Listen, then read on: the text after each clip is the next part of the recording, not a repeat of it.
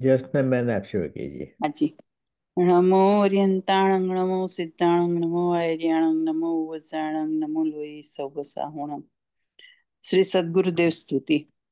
संसार सागर तारवा જીનવાણી છે નૌકા ભલી, જ્ઞાની સુકાની મળ્યા વિનાય નાવ પણ તારે નહીં.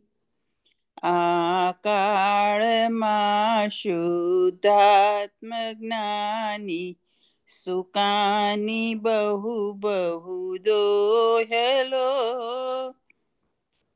મુझे પુણ્ય રાશિ ફળ્યો અહો, ગુરુ કહાન તું ના વિકમળ્યો. અહો ભક્ત ચિદાત્માના સિમંદર વીર કુંદના, બાહ્યાંતર વિભવો તારા, તારે નાવ મુમુક્ષુના. સદા દ્રષ્ટિ તારી વિમળ નિજ ચૈતન્ય નિરખે, અને જ્ઞપ્તિ માહી દરવ ગુણ પર્યાય વિલસે. નિજાલંબી ભાવે પરિણતિ સ્વરૂપે જઈ ભળે, નિમિત્તો વ્યવહારો ચિદગન વિશે કાંઈ ન મળે. હૈયું સત સત જ્ઞાન જ્ઞાન ધબકે, ને વજ્રવાણી છૂટે. જે વજ્રે સુમુમુક્ષુ સત્વ જળ કે, પરદ્રવ્યના તો તૂટે. રાગ દ્વેષ રૂચે ન જંપ ન વળે, ભાવેન્દ્રિમાં અંશમાં ટંકોત્કીર્ણ કંપ જ્ઞાન મહિમા હૃદયે રહે સર્વદા. નીતે સુધા ઝરણ ચંદ્ર તને નમો, કરુણા અકારણ સમુદ્ર તને નમો. હે જ્ઞાન પોષક સુમેઘ તને નમો, આ દાસના જીવન શિલ્પી તને નમો. આ દાસના જીવન શિલ્પી તને નમો. ઊંડી ઊંડી ઊંડેથી સુખ નિધિ સતના વાયુની તે વહંતી, વાણી ચિન્મૂર્તિ તારી ઉર અનુભવના સૂક્ષ્મ ભાવે ભરેલી.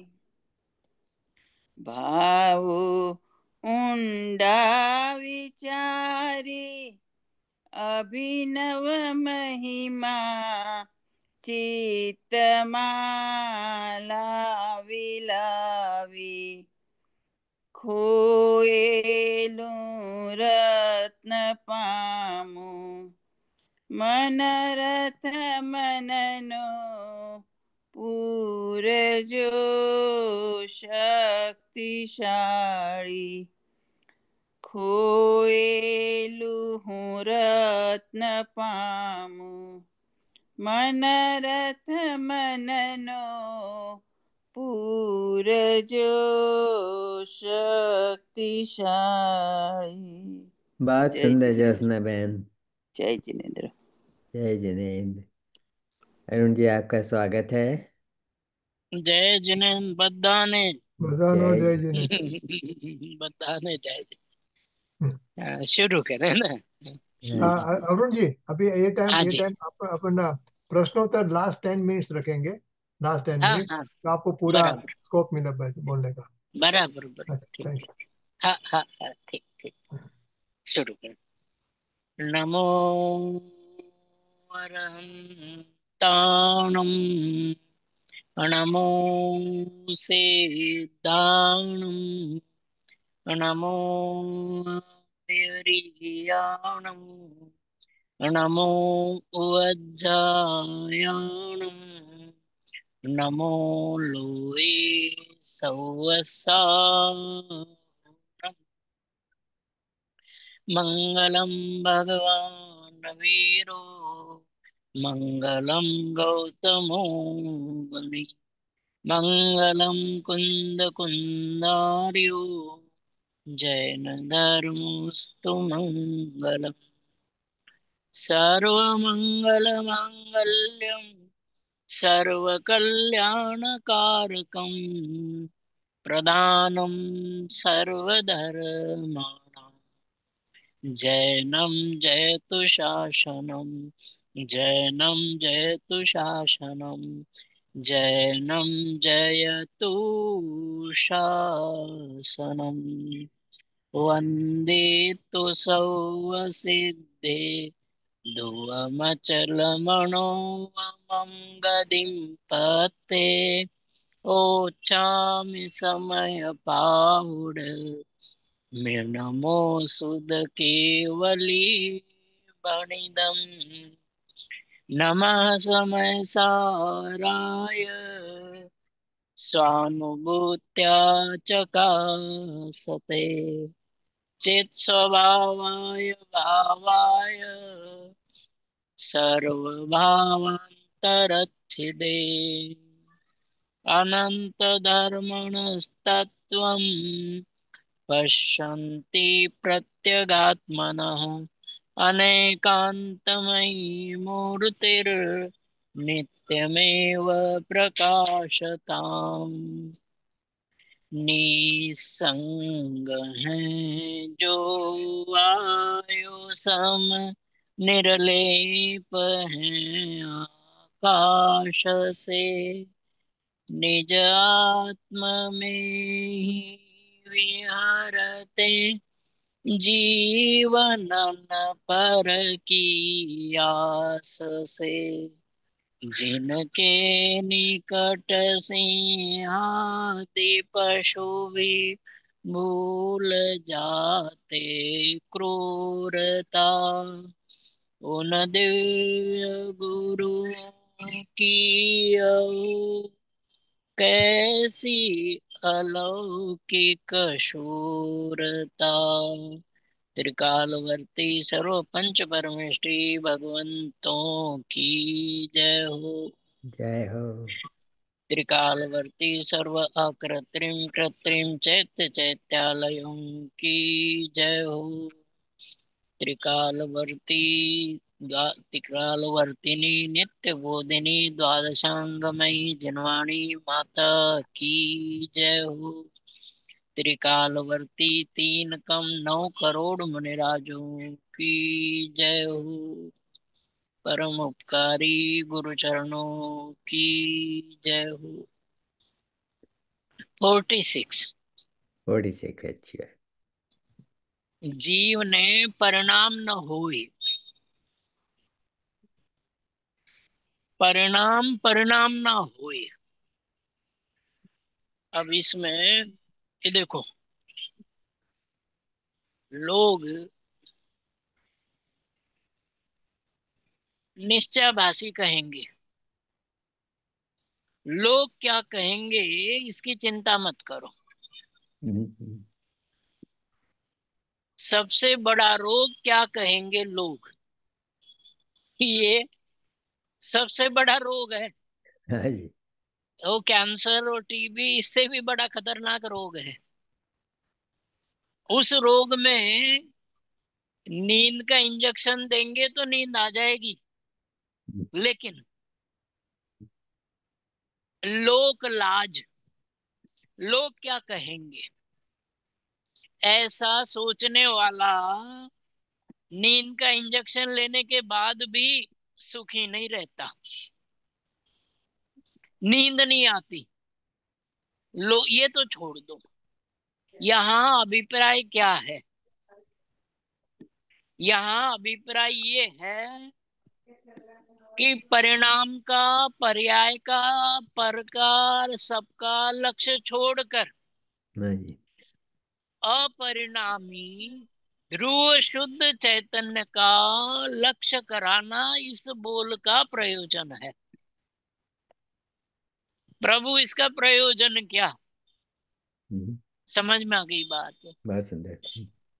इस बोल का प्रयोजन ये है कि अनादिकाल से पर्याय की चिंता करके, पर्याय पर दृष्टि दे करके, पर्याय में फेर फार करने का प्रयत्न करके जीव सुखी होना चाहता है, जीव मोक्ष जाना चाहता है, सम्यक दर्शन प्राप्त करना चाहता है।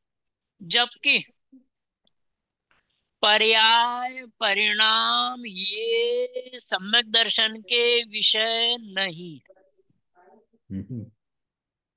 सम्यक दर्शन का विषय एकमात्र अपना ध्रुव शुद्ध चैतन्य जीव द्रव्य ही है। वो जीव द्रव्य कैसा है उसकी बात यहाँ है, जो दृष्टि का विषय है उसकी बात है ना? तो वहां जैसे कोई प्रश्न करे आचार्य से कि मैं मिथ्या दृष्टि हूं,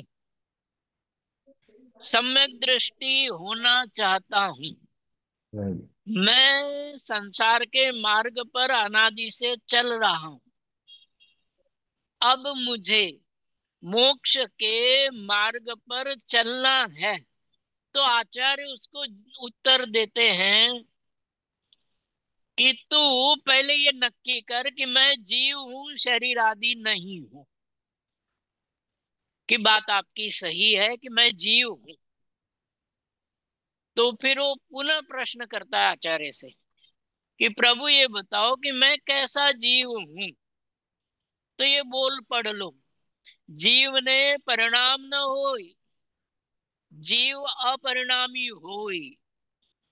जीव के अर्थात मेरे परिणाम नहीं होते हैं। जहां दृष्टि रख करके अनुभव करना चाहिए उसकी बात है। प्रभु पकड़ में आ गई बात कि जहां दृष्टि रहनी चाहिए, जहां दृष्टि होने पर जीव सम्यक दृष्टि कहलाता है, ऐसा ध्रुव शुद्ध चैतन्य द्रव्य की बात है। क्यों ध्रुव शुद्ध चैतन्य द्रव्य कैसा है कि उस द्रव्य में जो दृष्टि का विषय है उसके परिणाम नहीं होते। कि प्रभु ये बताओ, सारा जिनागम ये कहता है कि ये आश्रव है, ये बंध है, ये संवर है, सात तत्व है, नौ पदार्थ है, फिर तो आगम झूठा ठहरेगा। कि तू आगम की चिंता मत कर, तू अपने सम्यक दर्शन की चिंता कर। सम्यक दर्शन कैसे होता है उसकी बात है। जो जीव अपने को परिणाम रहित अपरिणामी ध्रुव अनुभव करता है, ऐसा जीव सम्यक दर्शन को प्राप्त होता है। अब मुझे सम्यक दर्शन चाहिए क्या नहीं चाहिए? हाँ, आचार्य कहें शिष्य से कि हे शिष्य, सम्यक दर्शन चाहिए कि हाँ? तो ये अनुभव कर, ये स्वीकार कर, ये निर्णय कर, ये पक्का कर। द्वादशांग जिनागम का सार इतना ही है कि दृष्टि का विषय परिणाम से रहित ध्रुव रूप है। बात एक शास्त्र की नहीं, द्वादशांग की बात है। द्वादशांग ये कहता है कि त्रिकाली शुद्ध चैतन्य की दृष्टि होने पर जीव सम्यक दृष्टि कहलाता है। अब ये जीव भूल क्या करता है कि पर्याय रूप अनुभव करता है, पर्याय को याद करता है, आसरो बंध संवर की बात करता है। तो शिष्य प्रश्न करता है कि प्रभु एक बात बताओ कि सारे संसारी जीव दुख मिटाकर सुखी होना चाहते हैं। रजनी भाई, हाँ जी। क्या कहा 6 डाला में कि जे त्रिभुवन में जीव अनंत सुख चाहे, दुख दुख से ते भयवत। भयवंत। हाँ, तो सुख चाहते हैं। आचार्य क्या कहते हैं कि प्रभु बात सुनो, सुख चाहते हैं यही भूल है। कि प्रभु कौन सी भूल? कि सुख रूप हूं या अनुभव करो, सुख की इच्छा मत करो। बात समझ में आ गई? जीव जो सुखी होना चाहते हैं उनकी भाषा, वो जो समझ है, सुख की जो इच्छा है, वो समझ, वो भाषा, वो गलत है। समझ गलत ये है कि मैं दुखी हूं, सुख चाहिए। यहां भाषा वो है कि तुझे सुख नहीं चाहिए। क्यों? कि इसका मतलब तेरे भीतर कुछ कमी है। प्रभु पकड़ में आ गया तर्क। हाँ जी। यदि मोक्ष लाकर के दृष्टि के विषय में रखना चाहे तो जगह नहीं है। उसका दूसरा पक्ष ये है कि तू इतना परिपूर्ण है कि तुझे मोक्ष की पर्याय भी नहीं चाहिए। मोक्ष नहीं चाहिए क्यों? कि मैं हूं स्वयं में परिपूर्ण, ज्ञान और आनंद सुख आदि से भरा हुआ हूं। बात समझ में? मैं ज्ञानानंद स्वभावी हूं। ये जो बात है वो त्रिकाली ध्रुव की अपेक्षा से सही है। यदि ये स्वीकार करे तो आनंद के लिए प्रयत्न क्यों करे? बात पकड़ में आती जा रही है हाँ कि जी। हाँ जी। यदि मैं सुख का पिंड हूं, आनंद का पिंड हूं, ज्ञान का सागर हूं। एक बात और बताओ कि मैं ज्ञान का सागर हूं तो स्वाध्याय क्यों करूं?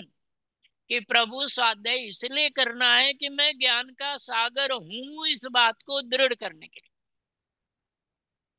ज्ञान बढ़ाने के लिए स्वाध्याय नहीं कर रहे। ज्ञान को जो अनादि से घन पिंड रूप है, उस घन पिंड ज्ञायक चैतन्य ज्ञानानंद स्वभावी मैं हूं, इस बात को नहीं भूलूं और जो याद किया उसको पक्का करूं, इसके लिए स्वाध्याय करते। इसके लिए नहीं कि मुझे ज्ञान बढ़ाना है। एक बात हमेशा ध्यान रखना, हमेशा, कि मुझे ज्ञान नहीं करना है, मुझे ज्ञान का अनुभव करना है। फिर मुझे से। फिर से कि मुझे ज्ञान नहीं करना है, मुझे जिसे ज्ञान कहा सर्व विशुद्ध अधिकार में त्रिकाली ध्रुव को उस ज्ञान का अनुभव करना है। अभव्य सेन की याद आती है यहाँ कि अभव्य सेन को 11 अंग तक का ज्ञान था, परंतु स्वामी जी के प्रवचनों में है कि अभव्य को ज्ञान होता है, ज्ञान की परिणति नहीं होती है। प्रभु पकड़ में आ गई बात। अभव्य को ज्ञान होता है। दीपचंद जी की बात है, स्वामी जी इसको याद करते हैं। अभव्य को ज्ञान होता है, ज्ञान की परिणति नहीं होती है। समझ में आ गई बात। ज्ञान की परिणति किस में होती है कि ज्ञान की परिणति का मतलब ज्ञान का अंतर्मुख होना है। बहिर्मुख क्षयोपशम रूप जो ज्ञान है वो ज्ञान है। ज्ञान का अंतर्मुख होकर के अपने त्रिकाली ध्रुव शुद्ध चैतन्य का वेदन करना, अनुभव करना, ये ज्ञान की परिणति है। ज्ञान की परिणति एटले शू? इसका अंत, ज्ञान का अंतर्मुख होना ही ज्ञान की परिणति है। ज्ञान का शास्त्रों में घूमना, विद्वत्ता पंडिताई में घूमना, ज्ञान का बहिर्मुखी होना। बात समझ में आ गई? देखो,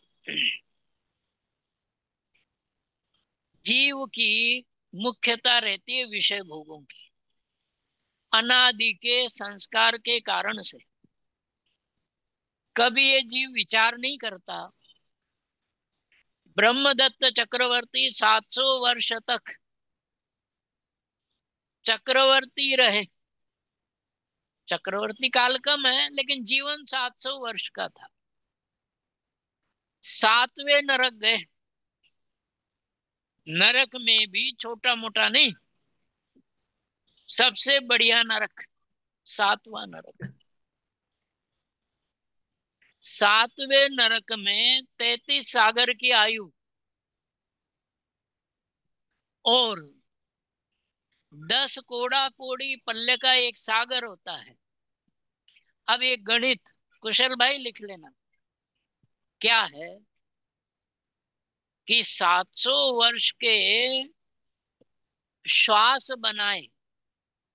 नहीं आई बात से? देखो, असंख्यात। नहीं बताता हूं। एक फिगर है 3773। 3773 श्वास इक्वल टू 48 मिनट। अच्छा, एक अंतर मुहूर्त। अंतर नहीं, मुहूर्त। मुहूर्त, एक मुहूर्त। एक मुहूर्त मुहूर्त। में इतने श्वास होते हैं, बराबर।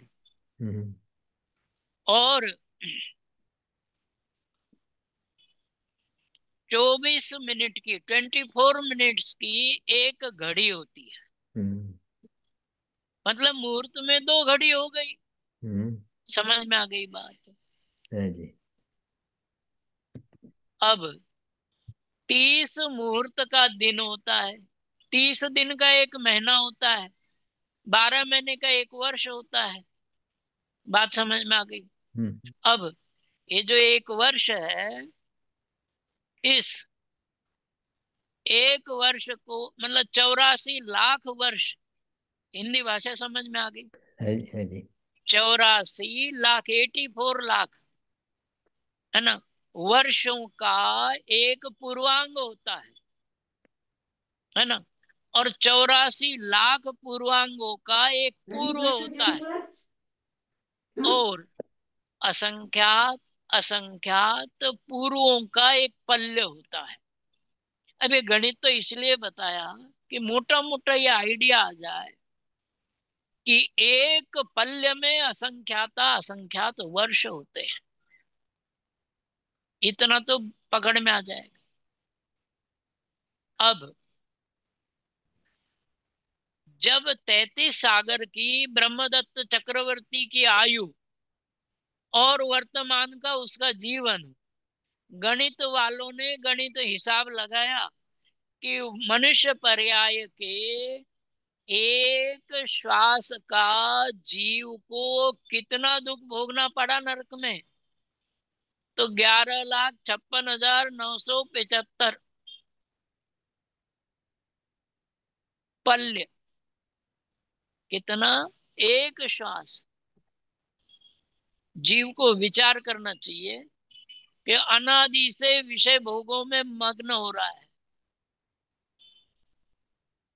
वर्तमान में भी मनुष्य पर्याय की कितनी कीमत है। एक ब्रह्मदत्त चक्रवर्ती का एग्जाम्पल सामने है। चक्रवर्ती के जीवन के एक समय एक श्वास का फल उसको 11,56,975 पल्य, यहाँ के एक श्वास का जो विषय भोगों का परिणाम है, उस परिणाम में इस जीव को 11,56,975 पल्य तक दुख भोगना पड़ा। अभी भी नरक में। बात समझ में आ गई? अभी भी नरक में भोग रहा है, लेकिन जीव इन बातों का विचार नहीं करके विषय भोगों में इतना व्यस्त हो जाता है, मस्त हो जाता है। अरे जिनवाणी सुनने को मिली तो ये समझना चाहिए कि मुझे अमृत पीने को मिल रहा है। बड़े भाग्य से जिनवाणी सुनने को मिलती है, ये अमृत पीने के समान है। जैसे लॉटरी लगे ना, लॉटरी, संसारी जीवों को खुशी होती है। मनुष्य पर्याय में सम्यक दर्शन का मार्ग बताने वाला मिलता है तो ये समझना चाहिए कि मेरी तो लॉटरी लग गई। ये सोचना चाहिए जीव को, और चेहरे पे खुशी होनी चाहिए कि मुझे जिनवाणी सुनने को मिल रही है, मुझे मोक्ष का मार्ग इसके माध्यम से। जैसे एक ग्रंथ का नाम याद नहीं आ रहा है, उसमें ये लिखा है कि आगम शरणे आत्महितम। जो जीव 9 कोटि से,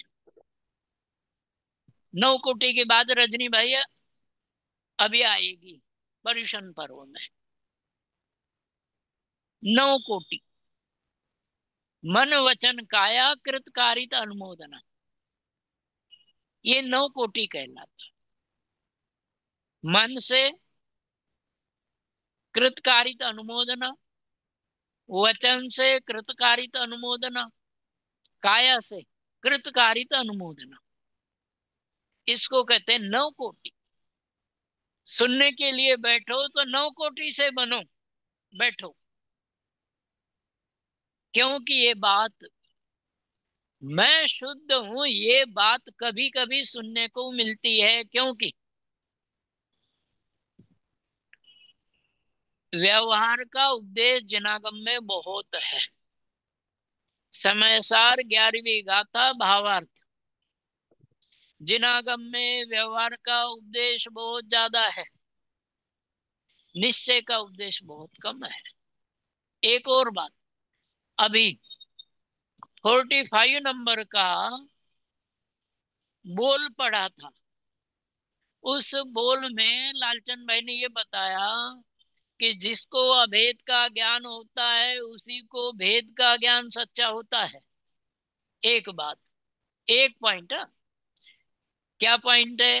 कि जिसको अभेद का ज्ञान होता है उसको भेद का ज्ञान होता है, एक बात। उसी को भेद का ज्ञान सच्चा होता है। मतलब अभेद में, भेद में जो भेद है उसका सच्चा ज्ञान। रजनी भाई, अभेद में और भेद में जो भेद है उसका सच्चा ज्ञान अभेद दृष्टि वाले को होता है। कठिन तो नहीं पड़े बात? बराबर। बराबर है। वही कई ना बार। सम्यक हम्म। एकांत पूर्वक हम्म। अनेकांत सच्चा होता है।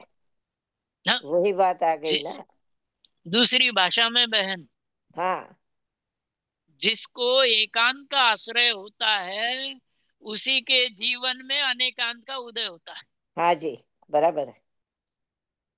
जिसको एकांत का आश्रय होता है उसी को अनेकांत का उदय होता है। पकड़ में आ गई बात? हाँ जी, हाँ जी।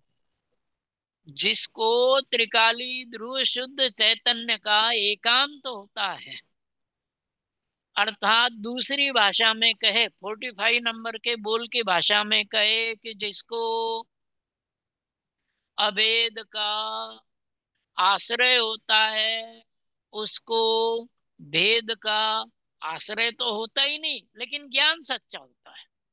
इसका भावार्थ ये है कि भेद का आश्रय लिए बिना भेद का सच्चा ज्ञान अभेद के आश्रय से होता है। इसका भावार्थ कि भेद के ज्ञान के लिए भेद का आश्रय करने की आवश्यकता नहीं, भेद की दृष्टि करने की आवश्यकता नहीं। और सरल भाषा में कहूं कि मोक्ष मार्ग फैलने में नहीं सिमटने में है। ये हिंदी भाषा है। मोक्ष मार्ग फैलने में नहीं है, सिमटने में है। प्रभु कैसे? ये 7 तत्व, 9 पदार्थ, 6 द्रव्य, 3 लोक, ये सब विस्तार है। इस विस्तार में जाने वाले जीव को शास्त्र का ज्ञान तो होता है, लेकिन शुद्धता प्रकट नहीं होती है। शुद्धता कैसे प्रकट हो? हम्म? कि जो त्रिकाली अपने अपने शुद्ध चैतन्य की दृष्टि करता है, मैं त्रिकाल शुद्ध चैतन्य द्रव्य हूं, ऐसा अनुभव करता है उसे। अर्थात सरल भाषा में जो दृष्टि बाहर घूमती है उस दृष्टि को बाहर से समेट करके अपने त्रिकाली ध्रुव शुद्ध चैतन्य द्रव्य पर लाना, इसका नाम पुरुषार्थ है। इसका नाम अपनी दृष्टि को अंतर्मुख करना है। इसका नाम अपने परिणामों को समेटना है। और सरल भाषा में सुख परिणामों को फैलाने में नहीं है, सुख तो परिणामों को समेटने में है।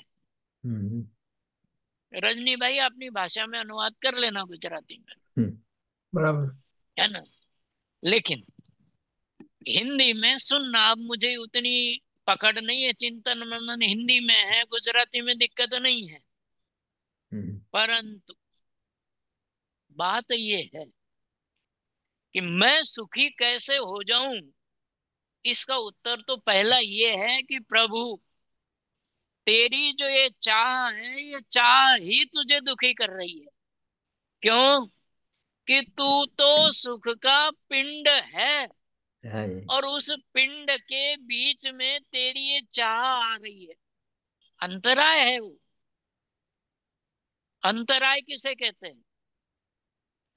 दो वस्तुओं के बीच में जो पर्दा है, जो बाधा है, उसको अंतराय कहते हैं। हम्म, बात समझ में आ गई? ऐसे अंतराय का नाम इच्छा है, चाह है। जीव चाहता है सुख, इसलिए जीव सुखी नहीं होता। कठिन पड़े सुनने में। हम्म, जीव सुख चाहता है, इसलिए जीव सुखी नहीं होता है। जीव अपने आप को सुख का पिंड स्वीकार करे तो जीव सुखी है। कुशल भाई, आवाज आ रही है बराबर? हाँ हाँ जी, हाँ जी। ये काम की बात है प्रभु। जीव इच्छा मतलब आकुलता, इच्छा को परिणाम ताकि। में आकुलता भर करके सुख चाहता है। अब हम्म, दुखी परिणामों से सुख की इच्छा करोगे तो परिणाम में दुख ही रहता है प्रभु। बात सही है, हाँ जी। है ना? कि जीव देखो, आज सबसे बड़ी बात समझनी पड़ेगी। जीव सुख चाहता है। बात समझ में आ गई? जीव सुख चाहता है, ये बात सामान्य भाषा में ठीक है। सभी जी। परंतु जीव की सुख की चाह ही जीव को दुखी करती है। देखो, दो बातें। पहली बात, पहले में पहली बात ये पक्की कर लो। देखो, मोक्ष मार्ग की पाठशाला का पहला लेसन कि सुख भीतर है, बाहर नहीं। बोलो कुशल भाई, पहला लेसन क्या है सुख की पाठशाला का? सुख में अंदर हाँ? ही है, बाहर नहीं है। मोक्ष मार्ग की पाठमाला का पहला पाठ कि मैं सुखी हूं, ये विश्वास करो। मैं सुख का पिंड हूं। किसी भी वस्तु का स्वभाव, मूल स्वभाव दुख नहीं हो सकता। मेरा जो मूल स्वभाव है, देखो एक तर्क है, मेरा मूल स्वभाव दुखी है तो मुझे कोई सुखी नहीं कर सकता। प्रभु पकड़ में आ गई बात। हम्म। आज तो ज्योत्सना बेन दिख रही है। अच्छा गाती हैं, भगवान गुरुदेव की स्तुति। हम्म। क्या कहते हैं? पहली बात, पहला लेसन कि मैं सुख का पिंड हूं। सुख भीतर है, बाहर नहीं है। अब देखो, सारे काम छोड़ करके, स्वाध्याय छोड़ करके भी इस निर्णय के पीछे पहले लग जाओ कि मुझे ज्ञान नहीं चाहिए, मैं ज्ञान का पिंड हूं। मुझे सुख नहीं चाहिए, मैं सुख का पिंड हूं। प्रभु पकड़ में आ गई बात। जी। समय सार याद है नहीं है, इसको भूल जाओ। 13वीं गाथा में ये कहा, 14वीं गाथा में ये कहा, 308 नंबर की गाथा में ये कहा। ये जो क्षयोपशम है, ये सुख उत्पन्न नहीं करता। ये ज्ञान सुख उत्पन्न करता है कि मैं, पहला ज्ञान, पहला ये पक्का करो कि सुख बाहर नहीं, सुख तो मेरे भीतर है।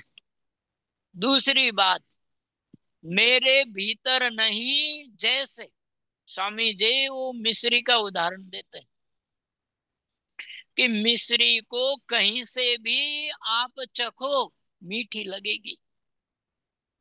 ऐसे ही त्रिकाली ध्रुव शुद्ध चैतन्य आत्मा कहीं से भी देखो, आपको सुख का पिंड ही दिखाई देगा।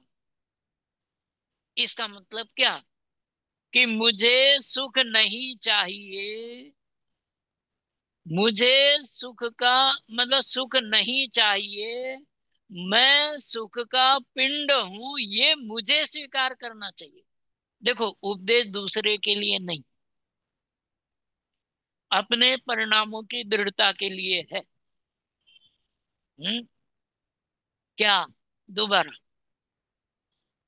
मुझे सुख नहीं चाहिए, बल्कि मैं सुख का पिंड हूं, सबसे पहले ये स्वीकार करना चाहिए। हाँ? ज्योत्सना बेन, आप ये बताओ कि यदि मैं सुख का पिंड हूं, स्वामी जी की बात बाद में बताऊंगा, पहला तर्क, यदि मैं सुख का पिंड हूं, जी मैं सुख का पिंड हूं, बात जी बराबर है। बिल्कुल, पर्याय में दुख क्यों है? क्योंकि वो पर्याय रूप मानता है इसलिए। देखो, स्वामी जी में अपन लोगों में यही फर्क जी है। स्वामी जी इसका उत्तर क्या देते हैं कि जो जीव त्रिकाल अनादि से सुख का पिंड रूप है, वो पर्याय में दुखी क्यों? कि क्योंकि स्वामी जी का उत्तर, जीव ने अपने आप को सुख का पिंड स्वीकार नहीं किया, नहीं, नहीं इसलिए किया। दुखी है। हम्म। रजनी भाई, यानी पकड़ में आ गई बात? यानी कि हम्म। वो अपने को पर्याय रूप ही समझता है, हाँ, खुद खुद देखो द्रव्य ऐसा है वैसा नहीं समझता है। देखो, इसमें एक और भूल होती है। अच्छा। उस जीव की मूल में धारणा गलत है। क्या? कि डॉलर से पैसा सुख आएगा, मकान दुकान से सुख आएगा, परिवार अनुकूल रहेगा तो सुख आएगा। ऐसी जो जीव की धारणा है, उस धारणा की वजह से जीव दुखी है। धारणा क्या होनी चाहिए? कि मैं सुख का पिंड हूं प्रभु, वर्तमान में। अभी अंतर्दृष्टि करके देखूं तो अंतर में मुझे अपना ध्रुव शुद्ध चैतन्य स्वरूप सुख रूप ही अनुभव में आता है। एक बात बताओ, अनादिकाल से अनंत अनंत अनंत अनंत अनंत अनंत ज्ञानी हुए, वो सभी ज्ञानी अंतर्मुख होकर के ज्ञानी बने। एक बात। दूसरी बात, अंदर में यदि दुख होता तो क्या वो बार बार अंदर जाते, जाने का प्रयत्न करते?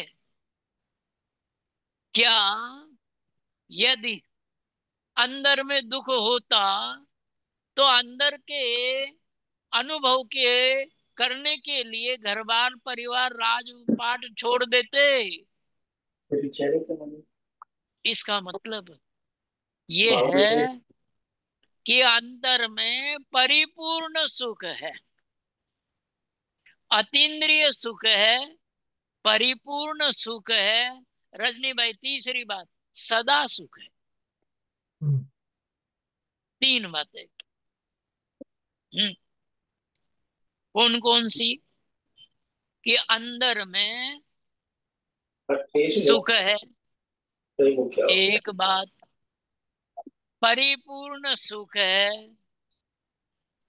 तीसरी बात सदा सुख है। क्योंकि इस सब के पीछे एक ही तर्क है, किसी भी वस्तु का मूल स्वभाव विकार नहीं होता। चाहे धर्म द्रव्य हो, अधर्म द्रव्य हो, आकाश द्रव्य हो, काल द्रव्य हो, पुद्गल हो, चाहे जीव हो, किसी भी द्रव्य का मूल स्वभाव विकार नहीं होता, अर्थात दुख नहीं होता। इसका मतलब ये हो गया कि जीव का मूल स्वभाव तो सुख ही है। हाँ, वहां दृष्टि नहीं करने वाला जीव पर्याय में दुखी रहता है, दुख का वेदन करता है, इसीलिए दुखी है। बात समझ में आ गई? जवाब समझ में आ गया? दो तीन बातें आई थी आज। भेद का ज्ञान करने के लिए भेद का लक्ष्य करने की आवश्यकता नहीं। भेद में कितने ही विशेष जान लो, भेद का ज्ञान सच्चा नहीं होता है। अभेद का अनुभव करने पर भेद का सच्चा ज्ञान होता है। 45 नंबर का लालचंद भाई का बोल था।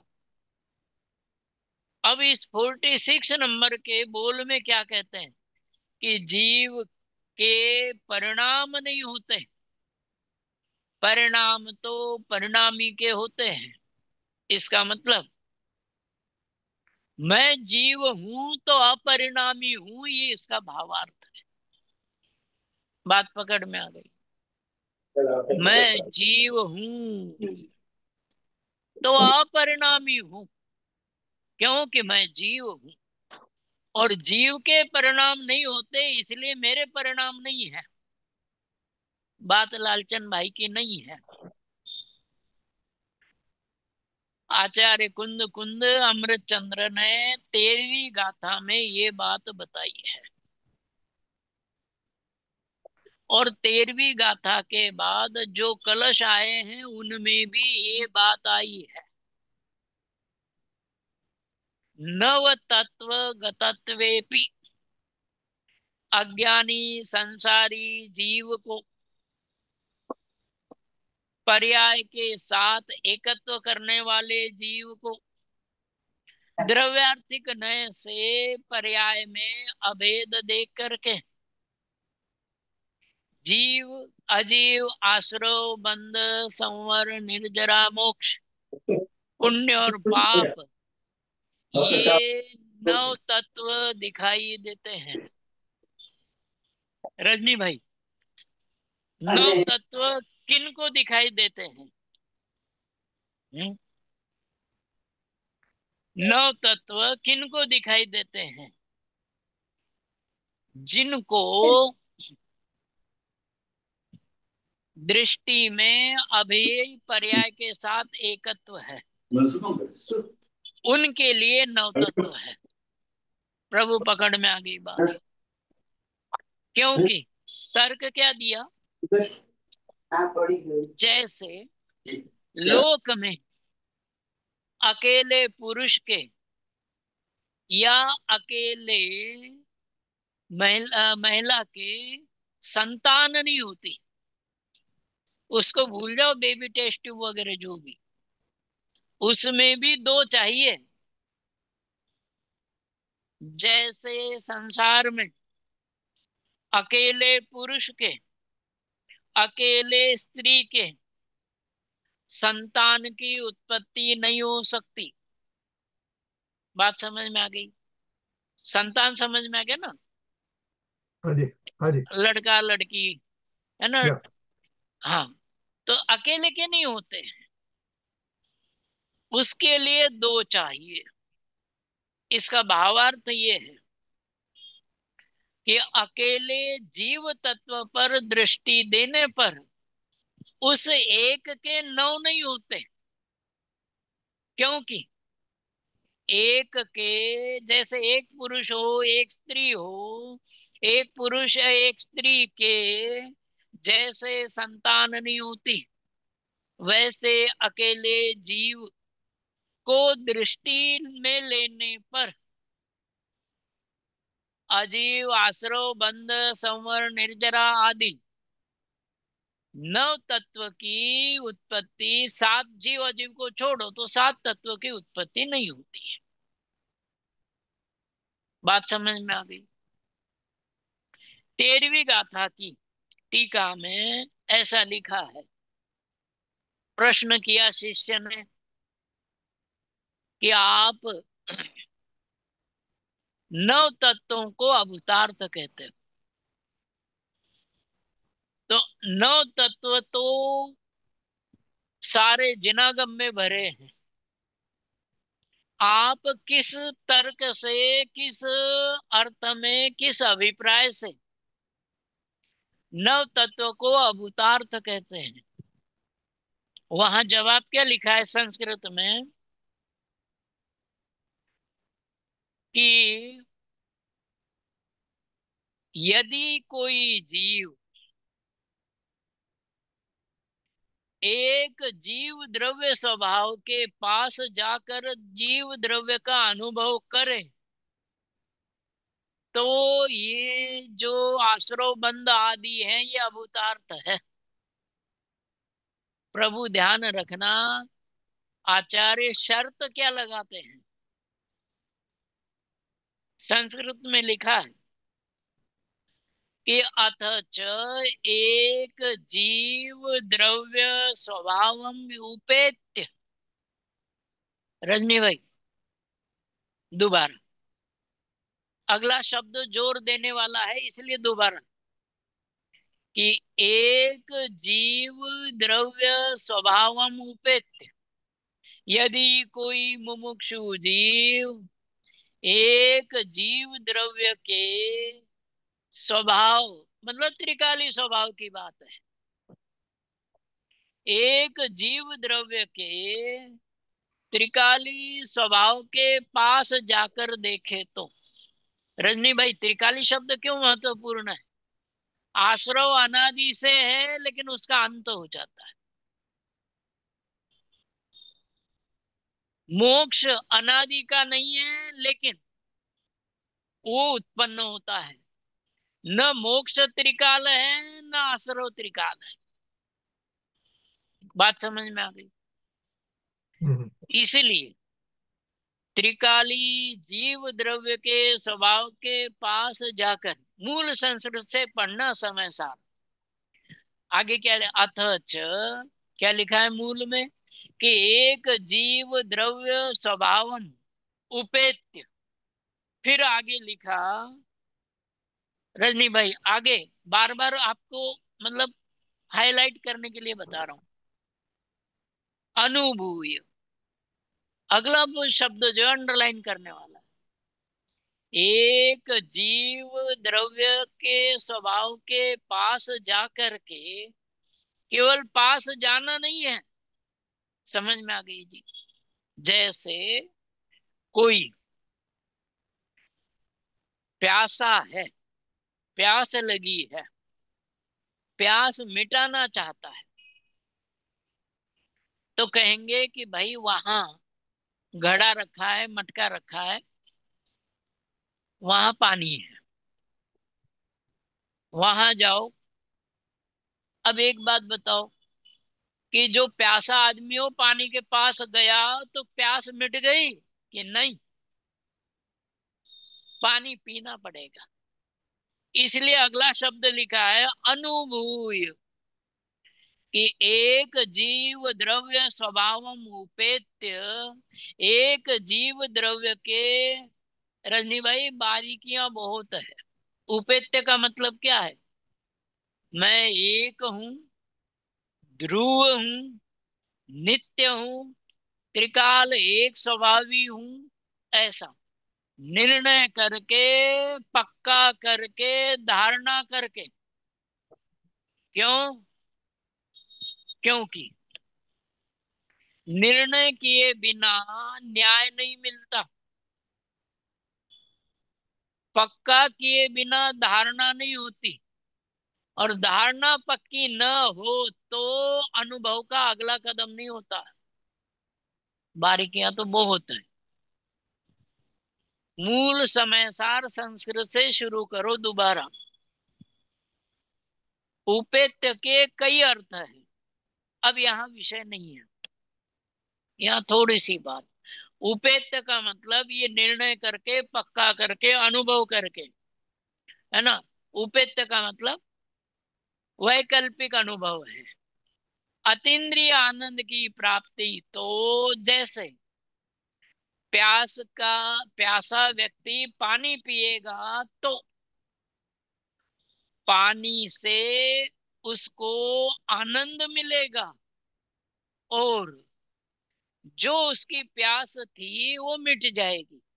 ऐसे ही जब एक जीव द्रव्य के स्वभाव के पास जाकर के जीव अनुभव करता है तो अनुभव करने पर उसे अनुभव तो होता ही है, साथ में, बात समझ में आ गई? जैसे कोई ऐसी जॉब हो जिसमें आपको जॉब तो मिली मिली, साथ में रहने के लिए क्वार्टर मिल गया, बंगला मिल गया, नौकर चाकर मिल गए, जाने आने के लिए आपको कार वगैरह मिल गई, मतलब ये बाकी फैसिलिटीज मिल गई। तो एक ध्रुव शुद्ध चैतन्य के अनुभव में जीव को अपने स्वरूप का निर्णय होता है, साथ में अतीन्द्रिय सुख प्रकट होता है, अतीन्द्रिय शांति, अतीन्द्रिय आनंद प्रकट होता है, साथ में जो अनंतानंत गुण है, उन अनंतानंत गुणों में निर्मल परिणमन प्रारंभ हो जाता है। देखो, काम एक, लाभ अनंत। रजनी भाई, इसका उत्तर ये एक ही है, इतना सही है। उसको ध्यान कहो, अनुभव कहो, वेदन कहो, अनुभूति कहो, नाम कुछ भी हो, काम एक। ऐसा कौन सा बुद्धिमान आदमी होगा जो एक काम करने पर अनंत काम अपने आप हो जाते हैं ये नहीं करना चाहेगा? बुद्धिमान आदमी तो करना चाहेगा। व्यापारी है ना, गुजराती, राजस्थानी, जो व्यापारी है वो चतुर आदमी, हम्म, वो चतुर आदमी मुनाफे पर ध्यान देता है। अब ये कितना बड़ा प्रॉफिट है, मुनाफा है। काम एक, लाभ अनंत। एक त्रिकाली ध्रुव चैतन्य द्रव्य के स्वभाव के पास जा करके उसका अनुभव करने पर अनंत लाभ होते हैं। जीव को ये काम करना चाहिए। जीव ये बात सुनना छोड़ करके, कुशल भाई,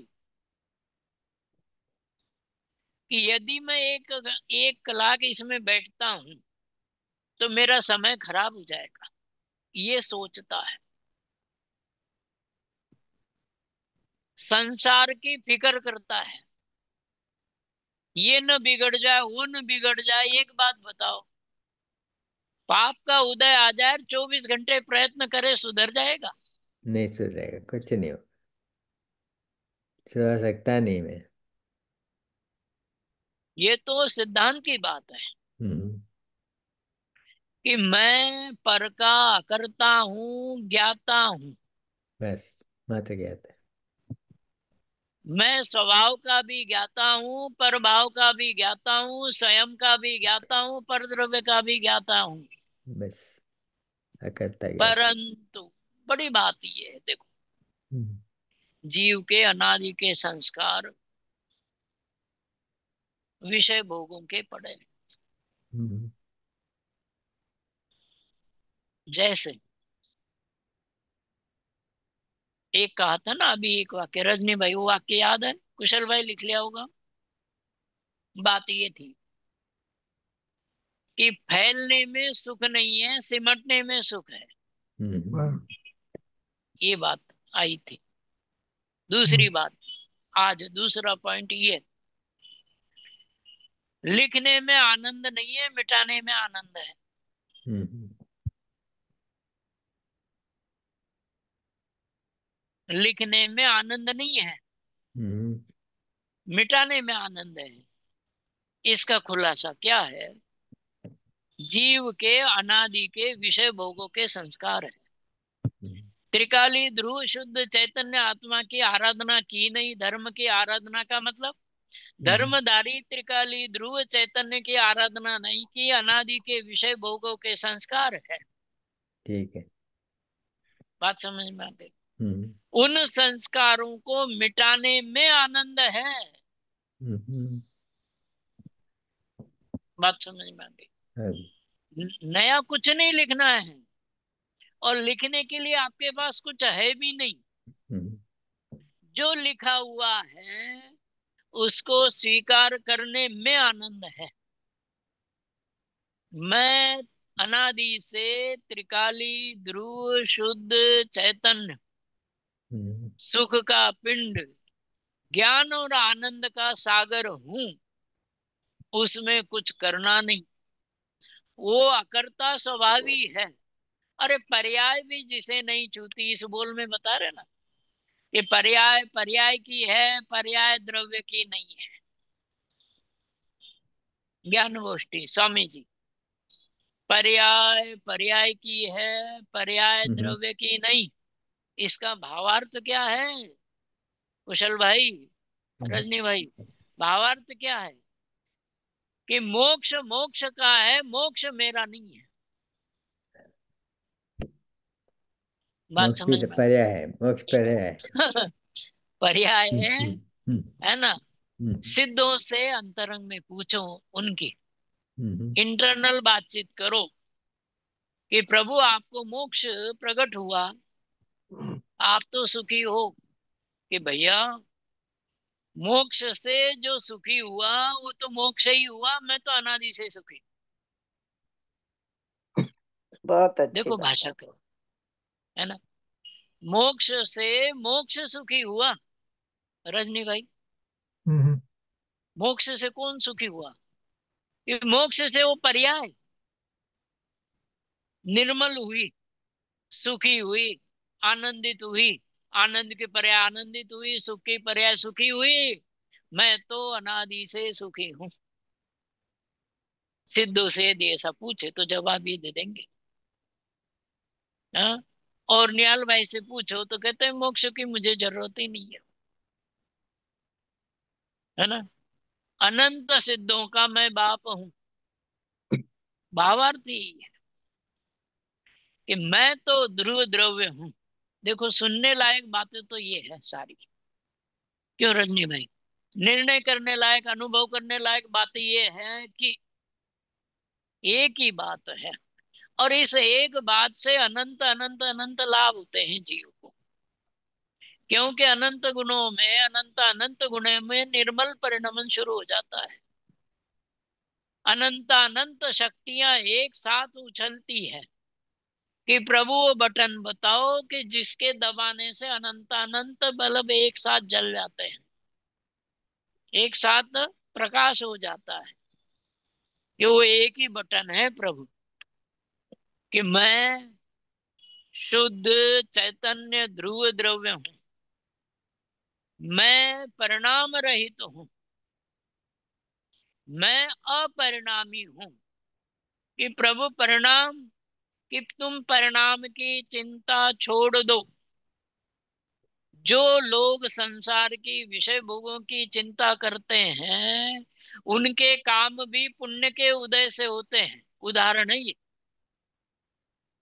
और जो संसार की चिंता नहीं करते उनके काम जो होने हैं वो भी पुण्य के उदय से होते हैं। एक बात बताओ, चक्रवर्ती के पास 84 लाख हाथी होते हैं, 84 लाख ही रथ होते हैं। उत्तर देना ध्यान से। वो खरीद खरीद करके इकट्ठे किए। 18 करोड़ घोड़े होते हैं। बात समझ में आ गई? 96,000 रानियां,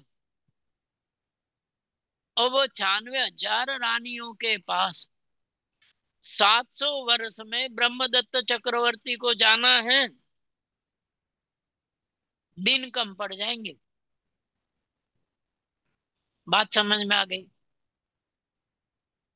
मतलब एक चक्रवर्ती के साथ मतलब लगातार शादी ब्याह चलते रहते हैं।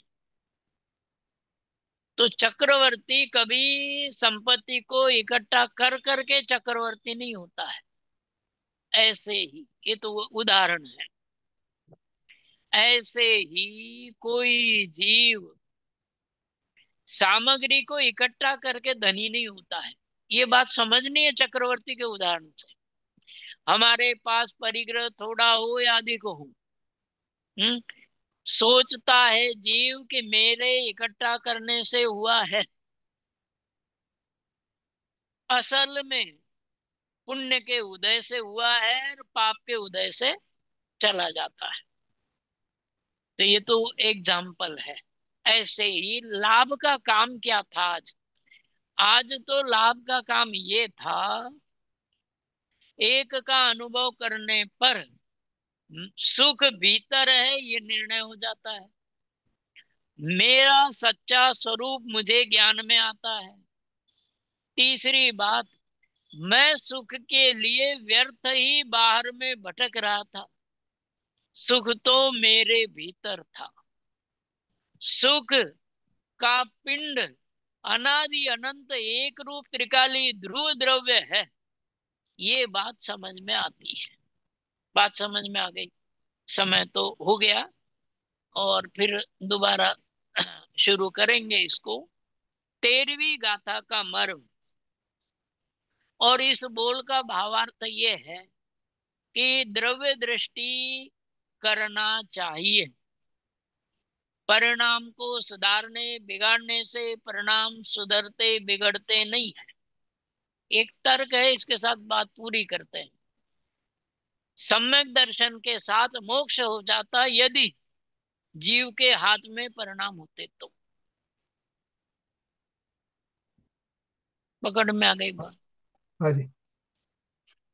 सम्यक दर्शन के साथ मोक्ष हो जाता यदि जीव के हाथ में परिणाम होते तो इसका भावार्थ क्या कि परिणाम परिणाम के हैं, परिणाम जीव के नहीं, परिणाम जीव के हाथ में नहीं। ध्यान रखना है, दृष्टि के विषय के द्रव्य की बात है ना। बाकी चर्चा नेक्स्ट टाइम करेंगे। 13वीं गाथा की भी चर्चा अधूरी है। बहुत जय अच्छा पंडित जय जी, जय। बहुत बहुत अच्छा। बहुत सुंदर प्रभु।